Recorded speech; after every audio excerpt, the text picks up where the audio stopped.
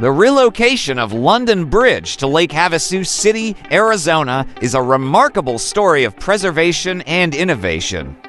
In 1968, American entrepreneur Robert McCulloch purchased the 19th century bridge for $2.4 million after it was deemed unsuitable for modern traffic in London. McCulloch saw an opportunity to use the bridge as a centerpiece for his new development in the Arizona desert. The bridge was meticulously disassembled in London, with each of its 10,000 stone blocks carefully numbered.